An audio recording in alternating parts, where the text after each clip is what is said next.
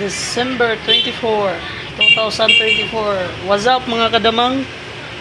So, ito po yung ginagawa nating pahamugan. So, hindi po totaling tapos na. So, nasa 85% pa lang ito. Mga kadamang. So, ito po yung pahamugan na bagong style natin pa, mga kadamang. Yan. Gawang jib with herb po yan mga kadamang. Yan, ibang style po. So ito yung style na ginagamit noon hanggang ngayon na pahamugan. So homemade po ito na pahamugan mga boss.